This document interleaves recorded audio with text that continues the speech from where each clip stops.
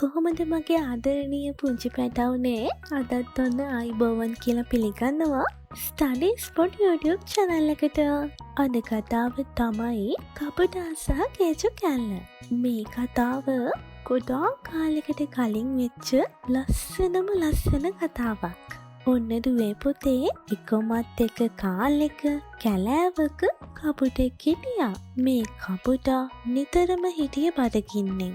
කොහොමත් ඉතින් කපුටා කියන්නෙම බඩගිනි ඉන්න කුරුල්ලෙක්නේ. කපුටු හැම තිස්සෙම කෑම කනවා. කෑම කනවා වගේම කෑම හොටින් අරන් ගිහිල්ලා පස්සේ කන්න හංගලා තියෙනවා. හැබැයි දන්නවද දුවේ පුතේ මේ කපුටන්ට ඒ කෑම හැංගුවේ කොහෙද කියලා අමතක වෙනවා. ඉතින් කපුටට නිතරම කෑම ඕනි වෙනවා. ඒ වගේම තමයි මේ කපුටාමිත් හිටියේ හුඟක් බඩගින්නේ. එහෙම බඩගින්නේ ඉන්න කපුටුහාමි හිතනවා මට අද හුඟක් බඩගිනි. අද නම් මට කන්න කිසිම දෙයක් හොයාගන්න බැරි වුණානේ. මෙහෙම හිතපු කපුටුහාමි ගම්මානේ පැත්තට පියාඹන්න පටන් ගන්නවා. පියාඹගෙන යනකොට මේ කපුටුහාමි දකිනවා ගම්මානේ කඩයක කේචු විකුණන්න දාලා තියෙනවා. මේ කේචු තිබ්බෙනම් බෝතලයක. මේ කපුටුහාමි බලාගෙන ඉඳලා මුදලාලි කේජු බෝතලේ අරිනකොටම ඉක්මනටම පියාඹගෙන ගිහිල්ලා කේජු කෑල්ලක් කටින් දැහැගෙන හයියෙන් පියාඹලා යනවා. මන් මේක නිදහස් ගහක අත්තක් උඩට වෙලා කනවා. එහෙම හිතපු කපුටුහාමි ගහක අත්තක් උඩට වෙලා කන්න හිතනකොට එතන පහලින් ගියා කප්පටි නරියෙක්. ඒ නරියා මේ කේජු කෑල්ල හොටින් අරන් ඉන්න කපුටුහාමිව දැක්කා.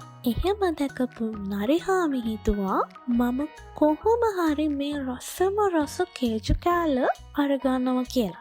ඊට පස්සේ මේ කපටි නරිහාමි කපුටුහාමිව රවට්ටන්න හිතාගෙන කපුටුහාමිව හුඟක් වර්ණනා කරන්න පටන් ගත්තා. මේ කපුටුහාමිගේ පියාපත් නම් රත්තරන් වලින් හදලා වගේ. හොට හරිම ලස්සනයි.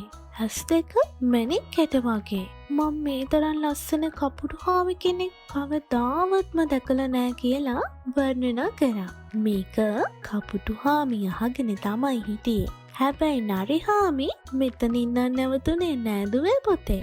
මේ කපටි නරිහාමි ඊට පස්සේ කිව්වා මෙච්චර ලස්සන කපුටුහාමිගේ කටහඬ කොච්චරනම් ලස්සන ඇත්ද කියලා. අනේ කපුටුහාමි මට ඔයාගේ ලස්සන කටහඬින් ලස්සන සින්දුවක් කියලා පෙන්නන්නකෝ කියලා නරිහාමි කපුටුහාමිට යෝජනා කරා.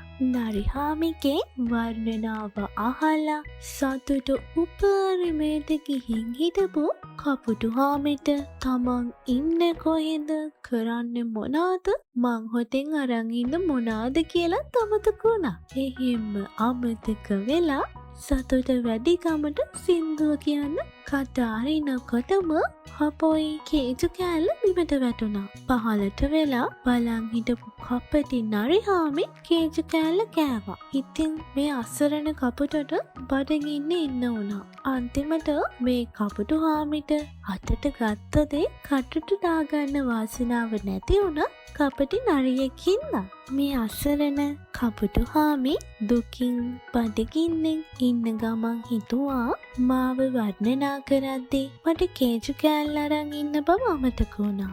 ඊට පස්සේ ඕනිවට වඩා වර්ණනා කරන අයගෙන් පරිස්සම් වෙන්න ඕනි කියලා. මගේ පුංචි දුවල පුතාලත් ඕනාට වඩා වර්ණනා කරන කට්ටියකින් පරිස්සම් වෙන්න ඕනේ. නැත්තම් කපුටුහාමිට කේජු කෑල්ල නැති වුණා වගේ අපිටත් වෙන්න පුළුවන්. මම මේ වගේම ලස්සන වටින කතන්දරයක් අරගෙන ඊළඟ සතිය එනකන් මම subscribe කරලා bell icon එක click කරලා තියාගන්න.